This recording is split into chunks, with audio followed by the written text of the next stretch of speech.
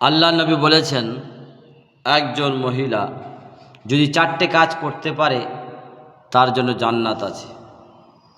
প্রথম নাম্বার, নামাজ আর রোজা। এটা বড় সোজা।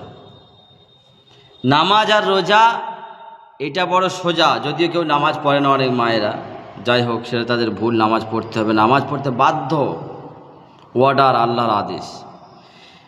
তৃতীয় নাম্বার হলো সবথেকে কঠিন কাজ, সেটা হলো স্বামীর সেবা করা। এখনকার মায়েরা স্বামীর সেবা করবে? আর এই যে 15,000 টাকা পেয়েছে, 1500 টাকা করে পাচ্ছে লক্ষ্মী ভাণ্ডার, আর সেবা হবে না। সে একজন একটা কাজ বলছে বিবিকে, আর বিবি মনে মনে গুজগুজ করছে, বলছে এই তোর হচ্ছে না, জীবনে একটা জামা কিনার নাম নেই, 10 টাকা দেওয়ার নাম নেই, 100 টাকা দেওয়ার নাম নেই।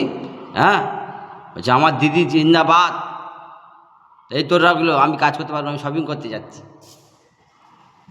স্বামীর সেবা বলছে, স্বামী খুশি থাকা অবস্থায় কোনো বিবি যদি মারা যায়, তার জন্য জান্নাত ওয়াজিব।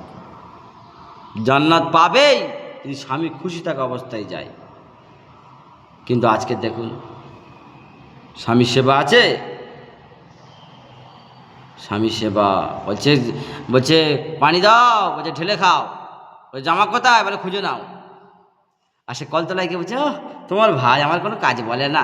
তোমার ভাই কাজ বলবে কেন? তুমি তো ক্যাশিয়ার, তুমি শুধু গুনবে, তুমি শুধু টাকা গুনবে, অক্সিজেন দিবে। এই তোমার 5টা বোন আছে, তাদের পেলে খরচা হবে, কেটে পড়ো, আলাদা হও, ভালো খেতে পারবি, ভালো জমাতে পারবি। হ্যাঁ হও, বেলা হলে বুঝবে।